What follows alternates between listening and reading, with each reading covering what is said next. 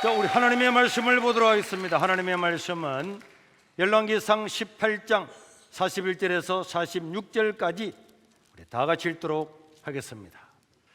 열왕기상 18장 41절. 엘리야가 아합에게 이르되 올라가서 먹고 마시소서, 큰 비 소리가 있나이다. 아합이 먹고 마시러 올라가니라. 엘리야가 갈멜산 꼭대기에 올라가서 땅에 무릎 꿇어뜨리고 그의 얼굴을 무릎 사이에 넣고 그의 사원에게 이르되 올라가 바다 쪽을 바라보라. 그가 올라가 바라보고 말하되 아무것도 없나이다. 이르되 7번까지 다시 가라. 7번째에 이르러서는 그가 말하되 바다에서 사람의 손만한 작은 구름이 일어나나이다. 이르되 올라가 아합에게 말하기를 비에 막히지 않게 하도록 마차를 갖추고 내려가소서 하라 하니라.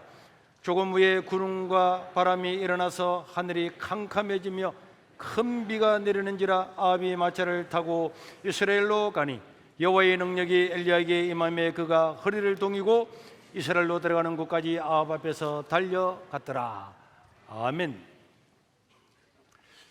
여러분, 오늘 또 우리 하나님은 세상을 통치하시는 줄로 믿으시기를 바랍니다. 하나님께서 놀라운 일을 하고자 하는 이 하나님에 대한 믿음을 가지면은 하나님은 그 사람을 통해서 세상을 변화시키는 줄로 믿으시기를 바랍니다. 우리 하나님은 우리가 하나님을 알 수 있고 하나님과 함께 사역하는 이 통로는 믿음입니다. 여러분, 저수지에 물이 많이 있지만은 이 물이 집에까지 오기 위해서는 선로가 있고 관이 있어야 됩니다. 하나님과 우리가 만나는 그 관이 뭐냐? 하나님과 우리가 만나는 그 통로, 하나님의 말씀을 듣고 내가 그 말씀을 따라가고 하나님의 놀라운 기적을 체험하는 그 관로가 바로 믿음입니다. 그렇기 때문에 믿음이 없으면은 하나님을 볼 수도 없고 알 수도 없고 하나님의 역사를 맛볼 수도 없는 줄로 믿습니다. 하나님과 엘리야의 사역에서 우리가 이것을 분명하게 볼 수가 있습니다. 하나님과 엘리야는 서로가 믿고 의지하고 신뢰하는 그런 관계를 가지고 있었습니다. 우리 하나님께서 엘리야한테 무슨 말을 하면은 엘리야는 그 말씀을 그대로 순종해서요, 하나님이 하시는 말씀은 내 머리로 내 이성으로 이해가 되지 않아도 하나님 말씀은 그대로 옳다, 하나님 말씀은 신실하시다 하는 걸 믿는 믿음, 이 믿음이 있어야 하나님은 그 믿는 사람을 통해서 하나님께서 역사를 베풀 수가 있습니다. 하나님은 엘리야에게 아합 왕 앞에 서라.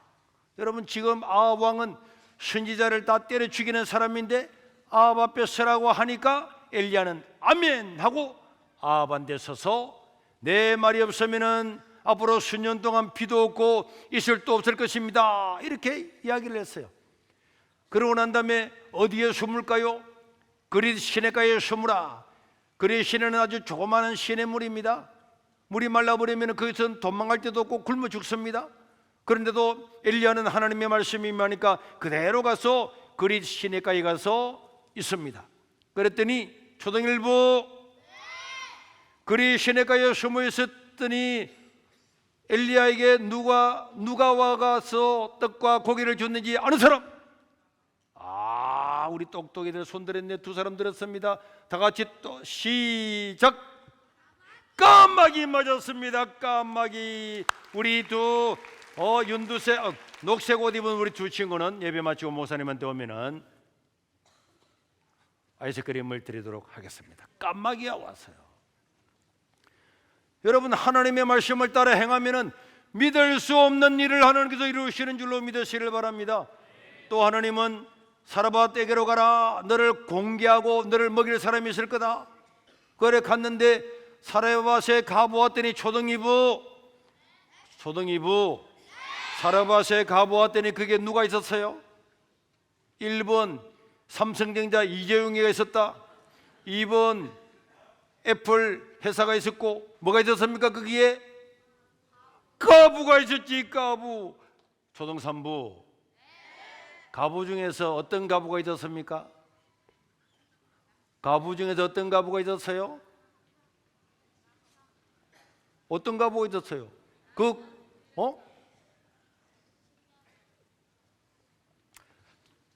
가부 중에서 이 가부는 어떤 가부였냐고. 어떤 가부였지? 어떤 가부? 마지막 밀가루를 떡 붙여서 먹고. 그렇지. 오, 잘했어.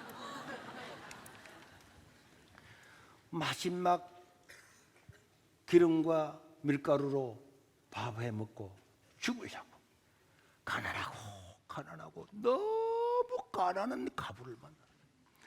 아니 하나님이 이래 부잣집에 안 보내고 이런 완전히 쫄딱 망하고 죽으려고 하는 가부집에 하나님께서 보냈습니다. 굶어 죽었어요? 아니요. 왜 안 죽었습니까?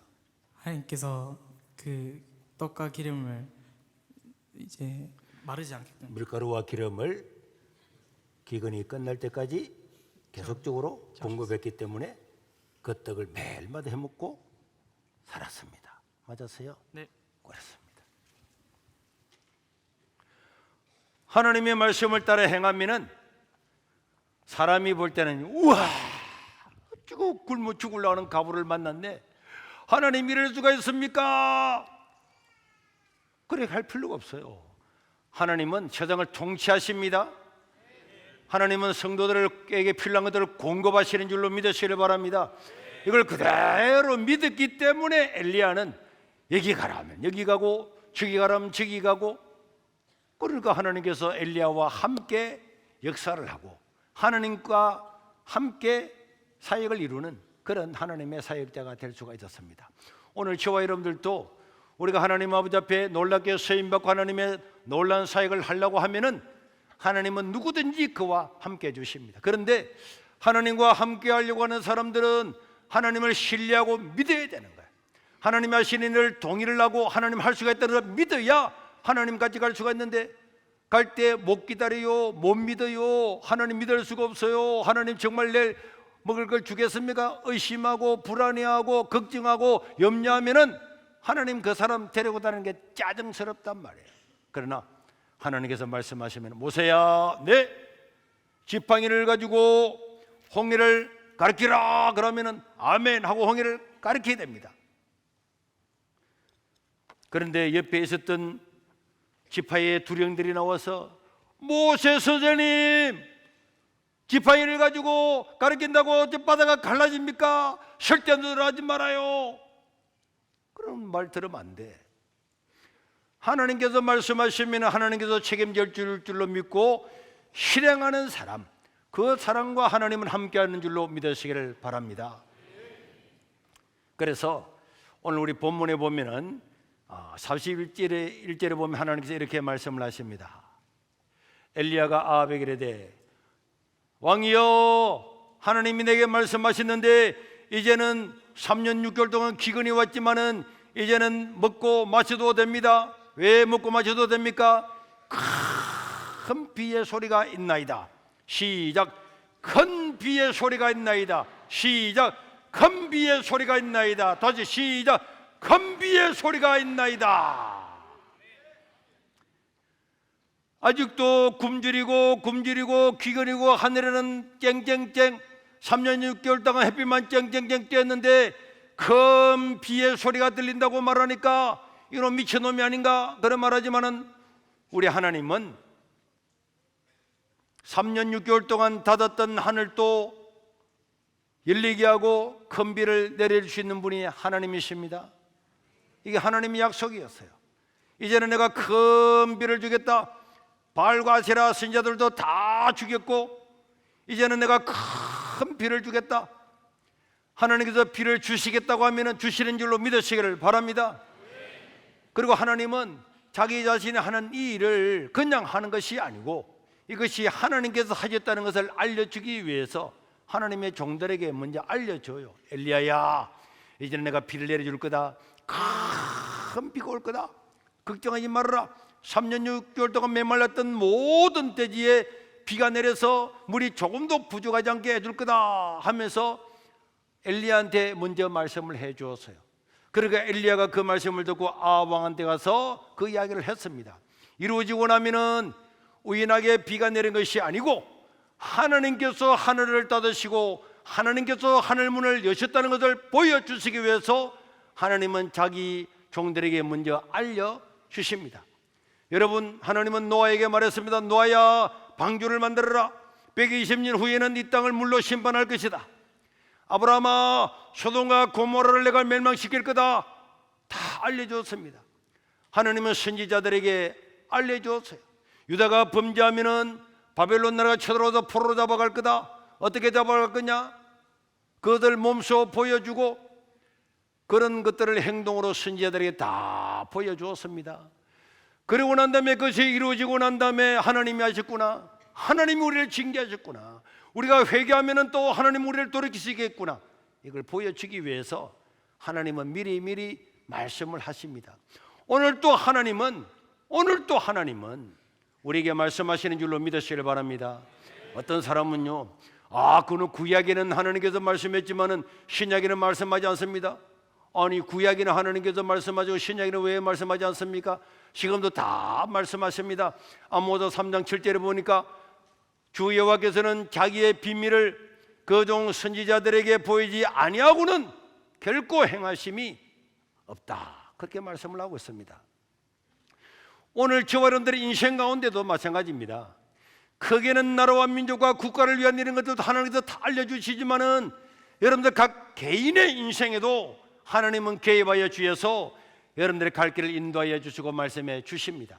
여러분, 하나님을 신뢰하고 하나님 말씀에 귀를 기울이면은 하나님께서 여러분들 인생 가운데 확신을 주시고 가야 될 길을 가르쳐 주시고 전부 다 해주시는 거예요. 그래서 그 말씀을 따라 행하면은 걱정할 게 없다니까요. 걱정할 게 없습니다. 그러나 하나님의 말씀에 귀를 기울이지 아니하면은 하나님은 말씀하지를 않습니다. 하나님이 말씀을 해도 순종하지 아니하면은 한 번 하고 두 번 하고 난 다음에 그 말씀을 하지를 않는 것입니다. 여러분, 사무엘상에 보면은 그 시대는 하나님 말씀이 희귀했다 그랬어요. 엘리 시대는 하나님 말씀이 희귀했다 그랬습니다. 왜? 엘리나 그 아들들이나 이스라엘 백성들이 다 자기 소견에 옳은 대로 행함으로 하나님의 말씀을 귀 기울이지 않았어요. 하나님께서 말씀을 해도 그 말씀을 따라 행하지를 않았습니다. 하나님께서 말씀하고 말씀해도 다 거절하니까 하나님께서 더 이상 말씀을 하지 않았습니다.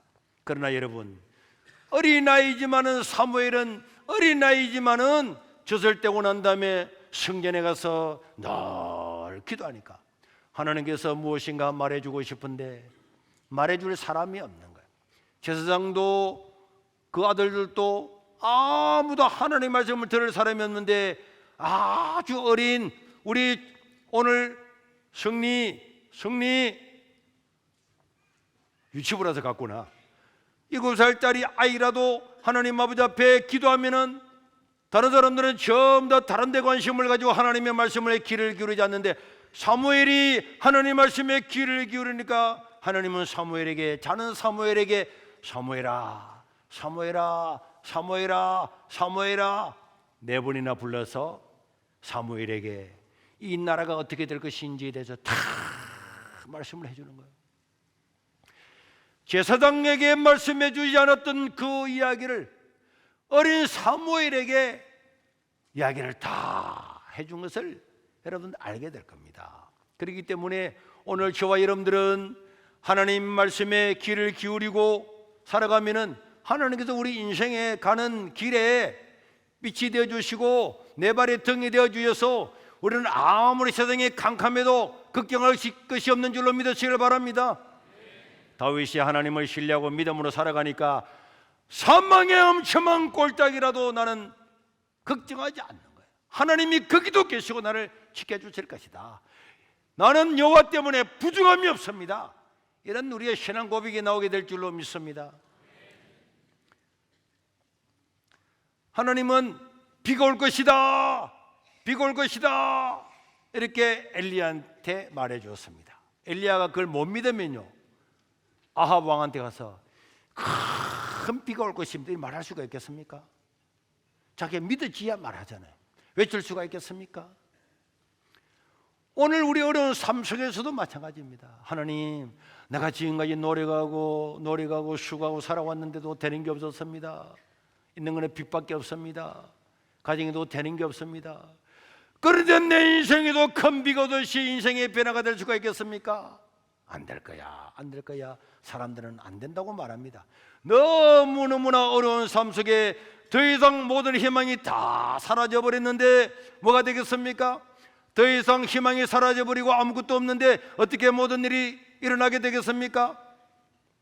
그래도 여러분, 우리가 하나님의 은혜와 능력으로 하나님께서 나를 회복시킬 수 있다라는 사실을 신뢰하고 믿는 사람에게는 그 믿음대로 그 인생을 하나님께서 회복시켜 주실 줄로 믿습니다. 되는 거예요.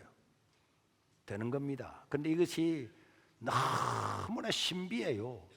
하나님의 역사는요, 우리가 설교를 오늘도 듣고 내일도 듣고 똑같은 이야기를 계속 듣습니다. 하나님은 내 인생을 변화시킬 수가 있습니다. 하나님 나의 삶을 바꿀 수가 있습니다. 하나님은 내 인생에 개입하시면 내 인생은 달라질 수가 있습니다. 그래 말 아무리 해도 아이고 하나님 돈이나 좀 100만 원 주면 좋겠습니다. 안 믿어요. 안 믿습니다. 내 인생에서 그런 놀라운 일이 일어날 줄로 안 믿어요. 내가 아무리 기도할 줄알아도 안 될 거다. 안 믿습니다. 안 믿는 믿음이 확고하기 때문에 거기는 어떤 것도 하나님께서 이룰 수가 없습니다. 그러나 여러분들이 진심으로 하나님 나를 통해서 역사할 수가 있습니다. 믿어보세요. 저는요, 내가 비 오는 날을 되게 좋아하잖아요. 이게 화상 때문에 햇빛 알레르기 같은 게 있어서도 내가 비 오는 날을 좋아하고 햇빛을 안 좋아하는 경향이 있지만은 저는 예수 믿고 난 다음에 너무너무 좋았거든.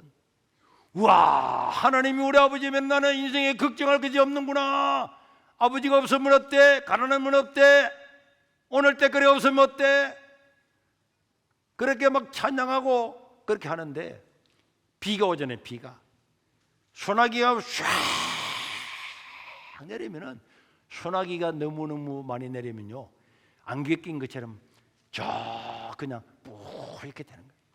그러면은 그냥 집에서 나와가지고 그 불판에, 그 불판길에 비가 와서 막 물이 주렁주렁 흐르면 거기에 확 불판에 달려가서 손을 대고 아버지, 비도 내리시는 주님, 우주를 운행하시는 주님, 내 인생을 책임질 줄을 믿습니다. 그 시골에는 엄청나게 넓은 벼 심어놓은 그런 곳이 있잖아요. 저 불판에 아무도 없는 곳에 어쩌다가 삽을 메고 물고를 보러 가는 아저씨 한두 명 있지만은 아무도 없는 곳에서 그렇게 비 속에서 주님을 찬양하고 경배하고 하나님 은혜를 주시고 능력을 주시고, 하나님은요 그런 기도를 다 듣습니다. 제가 이 세계로교회 와서도요, 저 무척산에 우리 권사님들하고 같이 올라갔잖아요. 집사님들 올라가가지고 거기서 기도하면서 그 바위 위에서 참 밑에 보면은 저 멀리는 밀양이 보이고 삼당진이 보이고 저 장류가 보이고 김해가 보이는데 거기에 불빛이 반짝반짝 하는데 거기서 손을 들고 하나님, 저 불빛보다도 더 많은 영혼들한테 복음을 전하게 해 주십시오. 여러분 생각해 보세요. 이 시골의 조그마한 교회에서 말도 안 되는 소리처럼 보이지만은 하나님은 그런 기도를 들으시고 그 믿음의 기도를 들으시고 때가 되면 다 들어주는 거예요. 하나님께서 응답하시는 줄로 믿습니다. 다 응답하시는 줄로 믿습니다. 그래도 우리 하나님께서는 우리에게 말씀하실 때에 이 사실을 받아들이고 믿는 사람에게, 그리고 그것을 인정하는 사람에게 하나님 내 인생을 바꿀 수가 있다. 그리고는 사람들 만날 때마다 걱정하지 마세요. 제가 서울에서도 올라가가지고 있는데 목사님 진짜 100만 명이 모였겠습니까? 걱정하지 마십시오. 야, 어느 그 교회는 안 한다는데 되겠습니까? 걱정하지 마십시오. 목사님은 무슨 말씀만 하면 걱정하지 말라고 하는데 걱정하지 마십시오. 우리 하나님을 신뢰하면 하나님은 너무나 그걸 좋아하세요. 하나님이 하시는 일을 인정을 하면은 하나님은 너무 좋은 거예요. 예수 믿는 것도 그렇습니다. 영접하는 자, 그 그림을 믿는 자들에게는 하나님의 자녀가 되는 권세를 주셨다. 영접하는 것, 하나님 말씀이 옳습니다. 예수님이 내 죄를 위해서 십자가에 돌아가셨습니다. 인정합니다. 받아들입니다. 영접합니다. 그게 믿는 거고, 그렇게만 해도 너는 하나님의 자녀가 된다. 하나님은 그렇게 하나님 자기 자신이 행하신 일을 인정하는 것을 기뻐하시고 좋아하시는 거예요. 여러분, 아무리 불가능하게 보이도 하나님께서 말씀하시면은, 또 하나님의 말씀이 임하면은, 성경 말씀을 읽으면은 아멘, 아멘, 아멘. 찬양할 때도 찬양하다가 아멘, 아멘, 아멘. 그것이 내 삶 속에서 그대로 이루어지는 줄로 믿으시길 바랍니다. 아무리 환경이나 현실이나 이런 사람들이 그는 불가능합니다, 안 됩니다, 아무리 말해도 하나님은 할 수가 있습니다 하는 것을 오늘날 또 외치고 선포하면은 하나님은 그 믿음대로 이루어 주십니다. 그리고 하나님은 그 믿음을 통해서 일하십니다. 엘리야는 철저하게 하나님 말씀에 순종했습니다. 하나님은 엘리야에게 계속적으로 말했어요. 뭐 해라 그러면 아멘 하고 실행하니까 또 말씀해 주는 거예요. 또 실행하면 또 말씀하는 거예요. 그럼 또 실행하는 거예요. 또 말씀해 줍니다. 그런데 우리가 하나님 말씀이 와도 한 번 하다가 와, 기적이 일어났네. 그때는 처음 예수 믿을 때는 아무것도 모르고 하나님께 기도해봐라, 하나님 응답해 주신다. 진짜요? 진짜지. 하나님은 살아있다니까. 저 우상하고 다르다니까. 그래서 이 초신자가 교회 와가지고 하나님, 나는 하나님은 잘 모르지만은 하나님은 우상이 아니시고 살아계시다고 합니다. 나에게도 은혜를 베풀어 주시길 바랍니다. 하나님 살아계시면 내게 나타나시고 하나님 내게 은혜를 입혀 주십시오. 간절하게 기도했더니 하나님이 응답해 주는 거야. 우와, 진짜 하나님 살아계시구나. 막 믿음이 불붙었어요. 그런데 이 믿음을 계속적으로 가져가는 게 아니고 이제 딱 보니까 먼저 믿은 사람들 중에서 사이비들이 많거든. 기도한다고 되나요? 요런 사이비들이, 간첩들이 곳곳에 숨어 있어요. 막 기도하려고 그러면 그만해라. 하나님이 아이고야, 내봐라, 내봐라. 내가 옛날에 얼마나 기도했는데.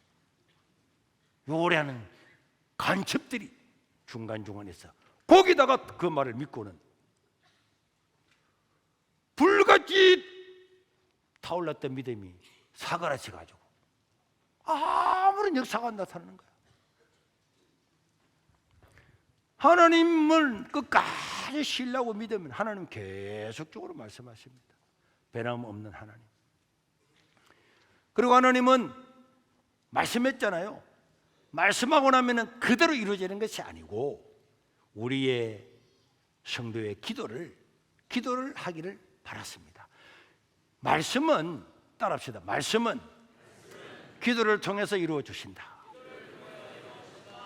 41절에 보면은 큰 비의 소리가 온다 그랬잖아요. 큰 비가 있다 그랬잖아요. 그럼 비가 올 거잖아요. 비가 올 건데 엘리야가 기도하러 왜 갑니까? 이 말씀을 들었던 엘리야는 아합한테 가서 왕이여, 큰 비가 올 겁니다. 이제 먹고 마셔도 됩니다 하고 난 다음에 자기는 갈멜산 꼭대기에 올라가가지고 머리를 무릎 속에 넣고 난 다음에 주여, 그때 주여 삼창한 것 같아요. 주여, 약속한 대로 비를 주시기를 바랍니다. 주여. 여러분, 꿀이 엎드려가지고 무릎을 야니하려고 하면 얼마나 어렵다고? 그런데도 그래가지고 탁 기도를 하면서 옆에 있는 종한테 이제 비가 오는지 저 꼭대기 옆에 저게 기둥이가 보이는 곳에 올라가 봐라 그랬더니 종이 막 갔다가 아무것도 없는 거야. 쨍쨍쨍쨍, 하늘은 쨍쨍쨍 돌아와가지고 아무것도 없습니다 했더니 주여, 또 올라가 봐. 방금 갔다 왔잖아요. 가봐. 또 갔다가 내려왔다가 5번과 6번, 7번까지 올라가. 골 때려 죽겠네. 이 더운 여름에 비도 안 오고 말이야. 기도를 했으면 기도를 이루어지기를 기대해야 됩니다. 기대를 해야 되는 거야. 하나님 어떤 방법으로 주실까? 지금은요 핸드폰이고 뭐 하잖아요. 옛날에는 저는 우체부만 오면 내 기도가 저기서 우체부가 올 건가? 그렇게 했다니까. 하나님께서 놀라운 기도 응답을 줍니다. 기도를 하고 나면요 그 기도가 응답될 걸 기대를 하면서 종이 있으면 올라가 봐라 7번까지라도 7번째 없어서면 8번, 9번, 18번, 77번까지라도 보냈을 겁니다. 근데 하나님은 엘리야보다도 내가 볼 때 그 종을 불쌍히 여기사 7번 만에 구름을 보여주신 것 같아요. 하나님이 말씀하셔도 그것을 얻는 것은 기도임을 믿으시기를 바랍니다. 기도하지 아니하면은 하나님 약속을 해도 그 약속은 내 약속이 안 될 수가 있습니다. 하나님 약속은 기도하는 자가 얻는 것이란 말이에요. 에스겔서 36장 37절 38절에 보면은 하나님은 에스겔에게 말씀하시기를 이제 이스라엘 나라를 다 회복시켜 주겠다 그렇게 약속을 했습니다. 주 여호와께서 이같이 말씀하셨느니라. 앞에 회복해 주기도 약속했어요. 그래도 이스라엘 족속이 이같이 자기들에게 이루어 주시기를 내게 구하여야 할지라. 하나님 약속을 해도 이스라엘 백성들은 와 하나님께서 응답해 주신답니다. 이제 기도합시다. 어떤 사람은 하나님께서 응답해 준다는데 기도는 왜 그냥 있지? 아닙니다. 하나님께서 이루어 주실 것이기 때문에 그것을 기대하면서 일어났을 때 어떻게 이루어나갈까? 다 하나님께 기도를 해야 되는 거예요. 하나님께서 엘리야한테 큰 비의 소리가 있나이다 큰 비를 주겠다고 약속을 했지만은 엘리야는 무릎을 꿇고 기도하고 기도한 것처럼 오늘 저와 여러분들도 기도해야 될 줄로 믿습니다. 기도하는 자가 하나님의 음성을 듣고 기도하는 자가 하나님의 응답을 받게 될 줄로 믿습니다. 그래가지고 43절에 보니까 그의 사원에게 이르되 올라가 바다 쪽을 바라보라. 그가 올라가 바라보고 말하되 아무것도 없나이다. 그랬더니 몇 번까지 7번까지 올라가라. 그래가지고 44절에 보니까 7번째 이르러서 그가 말하되 바다에서 손만한 구름 하나가 떴습니다. 엘리야 선생님 손바닥만한 구름 하나 떴습니다. 야 됐다. 드디어 됐다. 드디어 응답이다. 그때 딱 일어난 거예요. 기도는 하나님께서 응답하실 때까지 그 기도는 어떤 제목이 있는 기도는 하나님께서 징조를 보여주고 응답해 주실 때까지 포기하지 않고 그때가 언제인지 몇 번째인지 모르지만 끝까지 하는 것이 기도입니다. 나 뭐 하루 했습니다. 40일 했습니다. 몰라요. 하나님이 3일 만에 응답할지 우리는 모릅니다. 하나님께서 응답하실 때까지 우리는 기도를 해야 되는 거예요. 지난 목요일 날 9월 26일이죠. 제가 변호사님들을 불러가지고 점심 때 오세요. 이 차별금지법 이번에 7월 18일 날 대법원에서 판결했더니 판결이 헌법에도 어긋나는 거고 지금 건강보험 시행에도 다 남녀에게만 가정에게만 지급한다고 되어 있는데 거기에 반하는 거기 때문에 가처분 신청을 하고 헌법 소원을 해야 되겠다. 그래서 내가 변호사들 오라 그랬어요. 그래서 이제 12시에 왔습니다. 그래가지고 쭉 보니까 되겠더라고. 그래서 우리나라에 아주 유명한 분한테 제가 전화를 걸었습니다. 이렇게 해서 가처분 신청을 하려고 하고 헌법 소원을 내려고 하는데 되겠습니까? 그랬더니 그분이 헌법재판관까지 하신 분인데 가능합니다. 그럼 충분히 가능합니다. 그래서 내가 그럼 준비하십시오. 그런데 거기에 변호사 따라왔던 사람이 그냥 목사님 우리도 넉넉하지 않기 때문에 사실 돈이 필요합니다. 그런데 우리 돈이 없거든. 돈이 없었어요. 잠깐 기다려 보세요. 하나님께 주실 겁니다. 당연히 주시지. 하나님께 원하시는데. 그러고 있으니까 옆에 먼저 왔던 목사님 한 분 계셨어요. 목사님하고 한국 제자도라고 하는 그런 여러 목사님 그룹이 안에 있었는데 그 그룹이 이제 이 변호사가 오기 전에 와가지고 한담하고 있었거든요. 그래서 이제 이 12시에 점심을 먹으면서 이야기하고 밥 먹으러 가면서 그분들 모아가 이분들이 변호사입니다. 그래서 헌법 소원하고 가처분 신청을 하려고 합니다. 나는 누구한테 절대 돈 달라 안 하거든요. 절대 돈 달라 안 하거든. 내가 돈 달라는 거 봤습니까? 돈 달라 안 합니다. 그런데 그분이 그러면은 우리가 자기들 회에서 8,800만 원을 모아놨는데 이걸 이 헌법 소원하고 가처분 신청하는데 서십시오 해가지고 어제 송금이 됐어요. 여러분, 우리 하나님이 하시는 일은요 5분도 오차가 없다니까. 5분도 오차가 없어요. 여러분들은 그런 일이 늘 우리 교회 늘 일어나는 거 아니야? 늘 일어난다고 생각하고 하나님께 감사하지 않고 저절로 되는 것처럼 생각하면은 하나님 기분 나쁩니다. 우리가 하나님을 신뢰하고 믿고 하나님이 하실 것임을 고백하고 선포해야 하나님은 5분도 안 돼서 돈 줄 마음이 없었잖아요. 그래서 내가 물어봤습니다.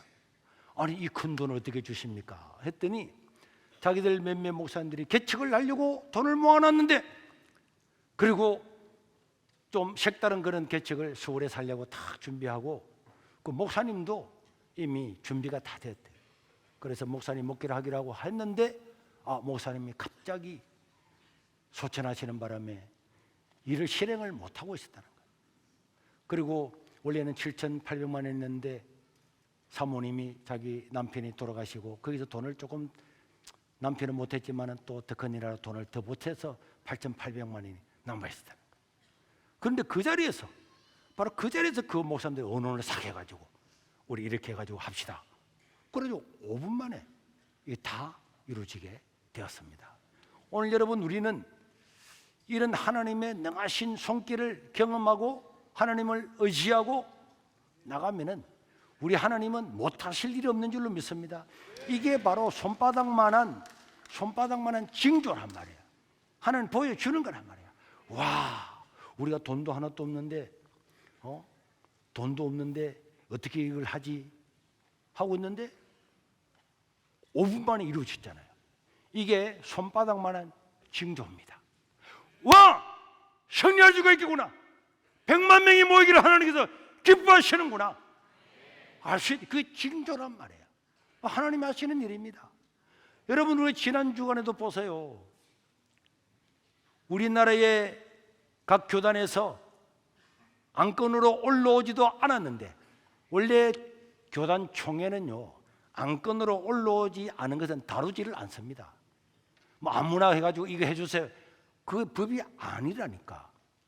그런데도 이런 보세요. 고신도, 백석도, 대신도, 통합도, 합동도, 합신도, 이런 교단들이요 정말로 안 되는데도 긴급으로 해가지고 총재들이 다 박수 쳐가지고 가기를 해가지고 우리가 200만 명이 모임에 온라인으로 100만 명, 오프라인으로 100만 명에서 200만 명이 모임에 참여합시다 한 것은 우리나라 기독교 역사상 한 번도 없는, 이게 기적입니다.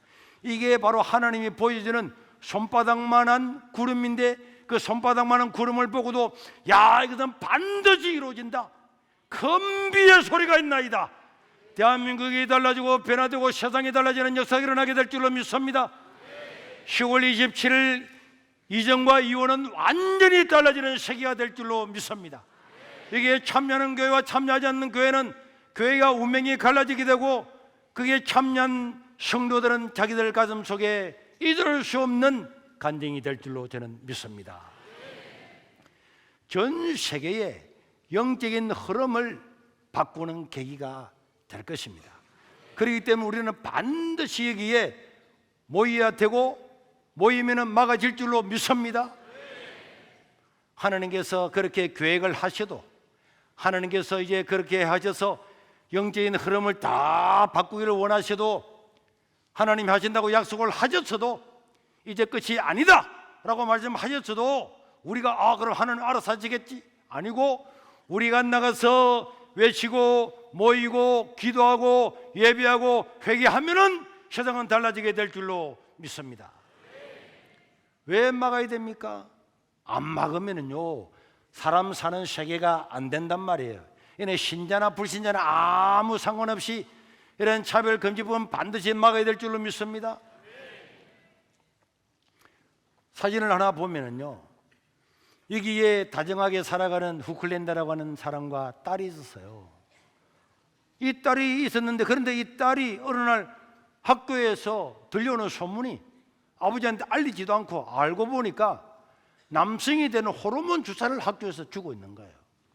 왜 주느냐고 물어봤더니 이 13살짜리 딸이 자기가 남성이 되고 싶다고 그래가지고 부모의 동의도 얻지 않고 호르몬 주사를 주었습니다. 이 호르몬 주사를 주게 되니까 이 아버지가 무슨 소리 하느냐, 내가 아버지 아니가 아버지인데 어떻게 학교에서 부모의 허락도 받지 않고 그 어린 딸을 남성으로 그렇게 만들 수 있냐 그랬는데, 결국은 캐나다 어린이 병원이 그의 13세 딸에게 자신의 동의 없이 테스토스테론이라고 하는 주사를 주는 것은 법적으로 대응을 했지만은 법원에서 옳다고 한 거예요.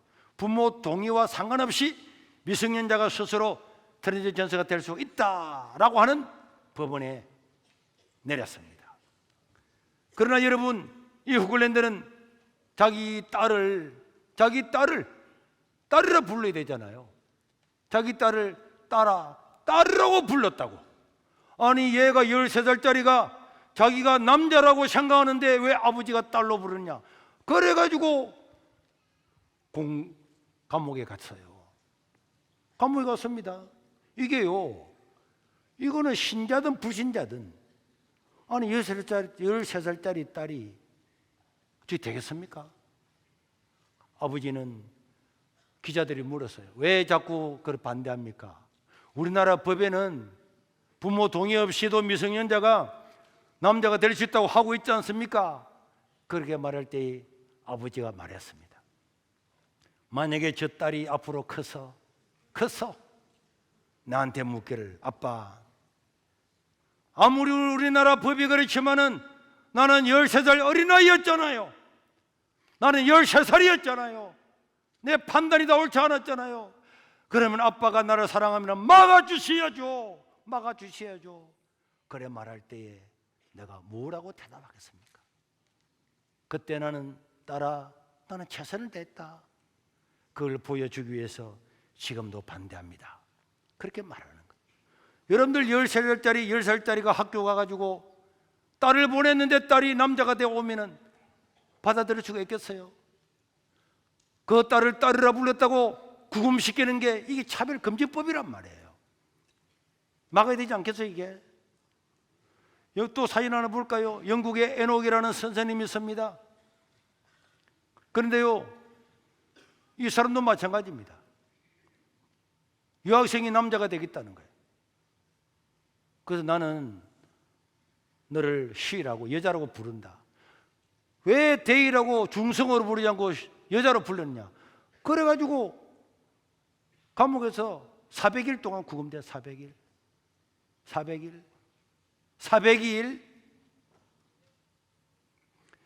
400일이 얼마인 줄 아닙니까? 4일 아닙니다. 40일 아니고 1년 넘게 감옥에 갇히는 거예요. 제가 여러분들 차별금지법 나쁩니다 이렇게 말했는데, 저 뒤에 앉아있던 사람이 나 목사님 말씀 듣고 너무 혐오를 받은 거야.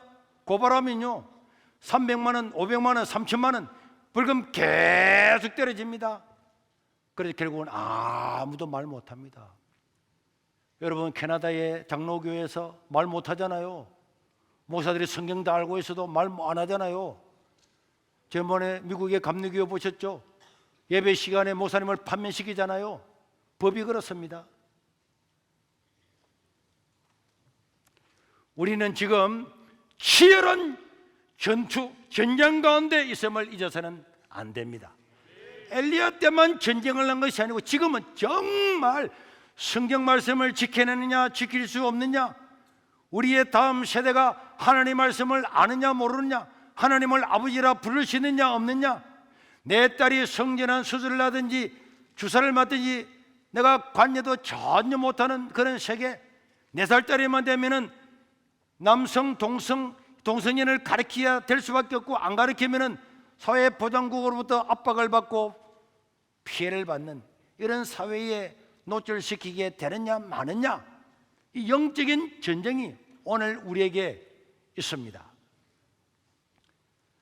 그런데요, 지난 7월 18일 날 동성애자 3사람 변호사들이 10년 동안 직업 다 내팽개치고 또 소를 제기해서 결국은 대부분에서요 동생의 자들 그 반대 커플에게도 건강보험 피부양권을 인정한다는 판결을 했잖아요.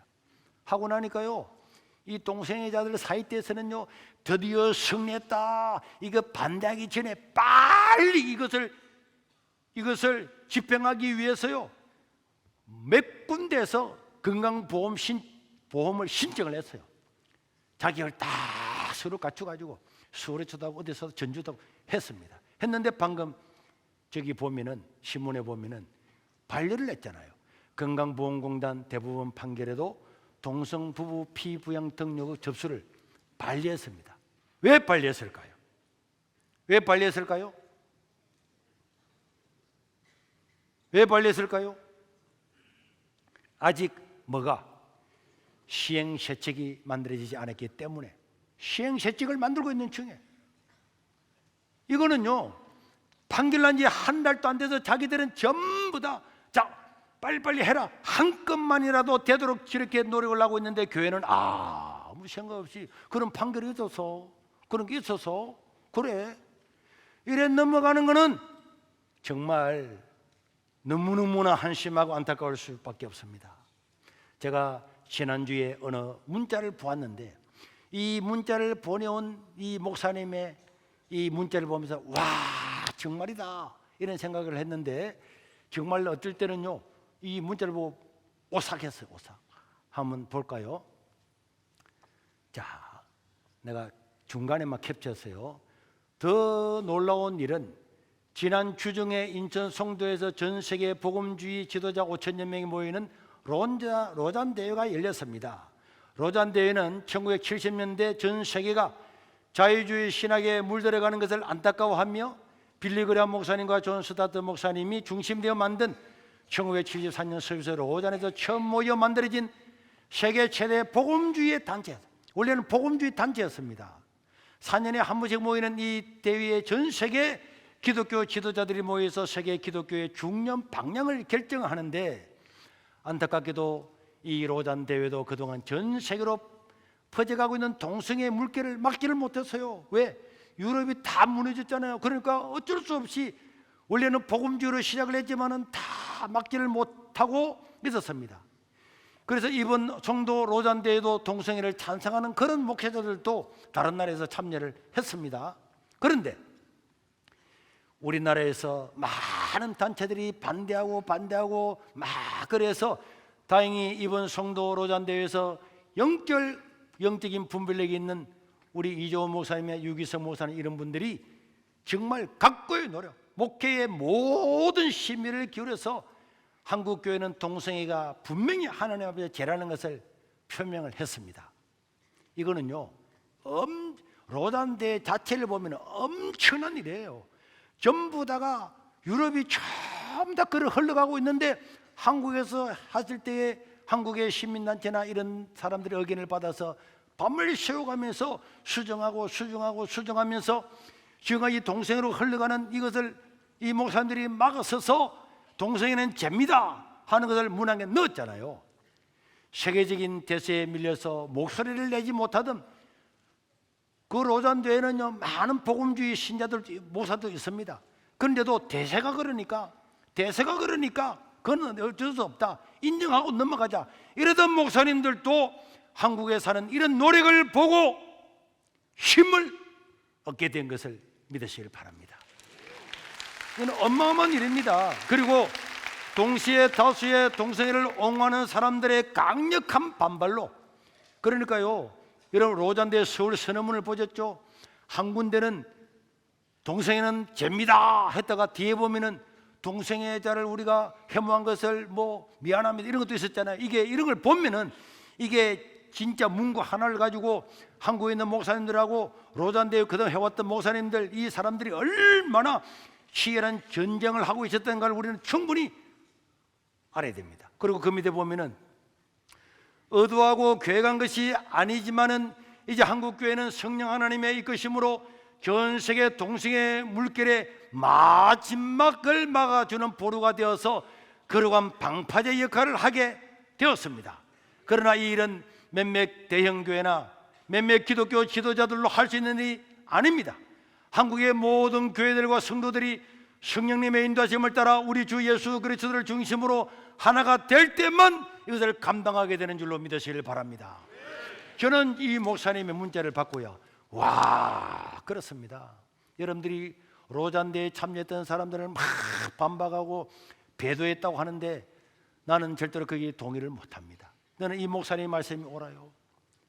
로잔대회가 그런 식으로 흘러갔잖아요.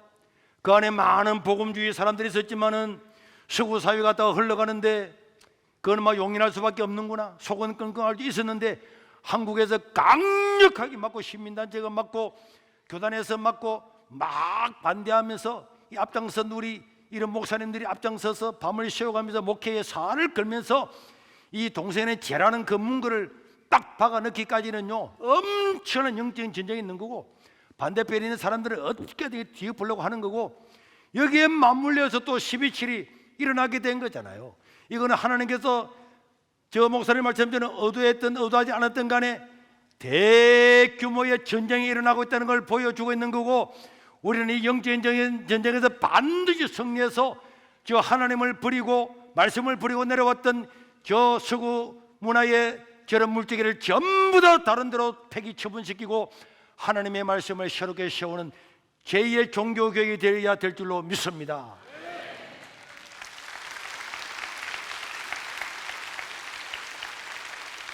지난주 금요일 날 이 말씀만 하고 마치겠습니다. 기자들이 몇 분이 서울 극동방송 본부에 찾아왔습니다. 목사님, 어떻게 모든 교단에서 찬성을 다하고 5월 달에 있어서 총회가 끝난 교단들도 인문회가 모여서 다시 결의를 하는 것은 우리나라 기독교 역사상에서 한 번도 없었던 일입니다. 그런데 이게 문제라는 거예요. 왜 문제입니까?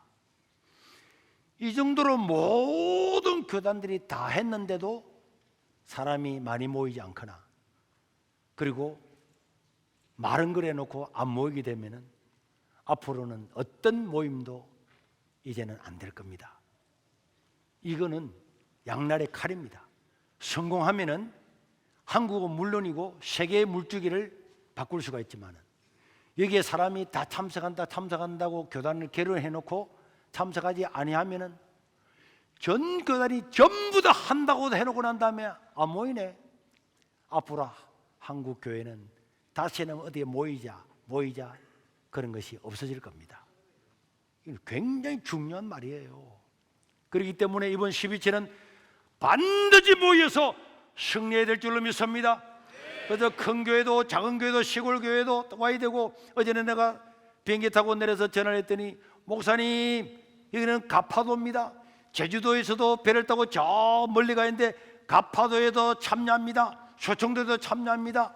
참 이렇게 하고 있는데, 여러분, 이번 기회에 모든 한국의 시민단체들과 각 지역에 있는 모든 기독교 단체들이 이번 한 번 전부 다 하나가 되어서 서울로 집결을 해야 될 줄로 믿습니다. 반드시 성공시켜야 될 줄로 믿습니다. 성공시켜야 되는 거예요. 제가 어제도 서울에서 내려와서 견우제 줄에 서고, 또 대구까지 가서 저녁에도 대구에 있는 장로님들을 모여서 참석해야 됩니다. 대구는 왜 가만히 있습니까? 그래가지고 그분들도 하겠다. 제가 정신이 사실 몽롱해요.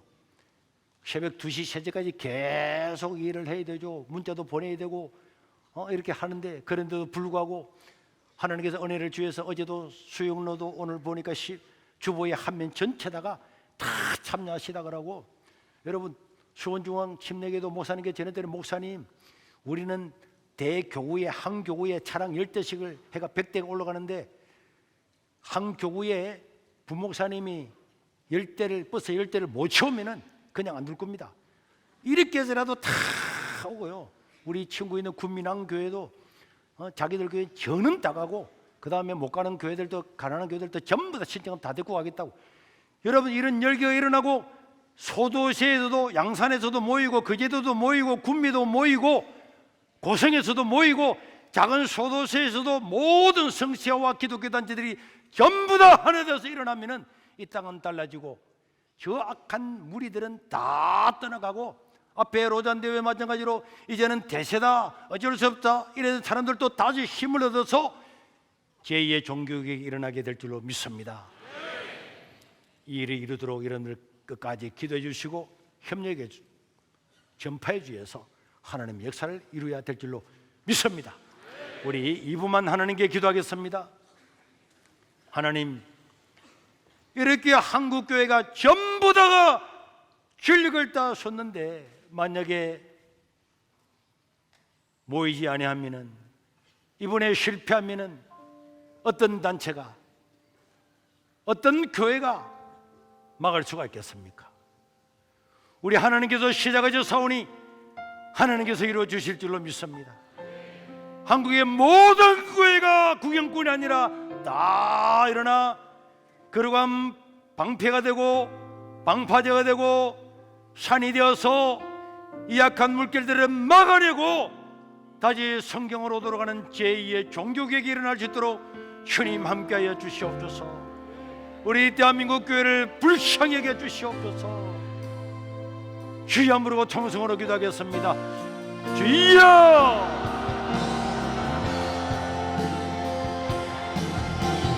아버지, 아버지, 이 영적인 전쟁에서 승리하게 도와주시옵소서. 하나님은 이기게 하실 줄로 믿습니다. 하나님, 우리 하나님, 한국교회를 불쌍히 여겨주시고 손바닥만한 구름을 주셨지만은 큰 비가 내리게 될 줄로 믿습니다. 아버지요, 우리 한국교회를 불쌍히 여겨주시고 불쌍히 여겨주시고 불쌍히 여겨주시고 주여,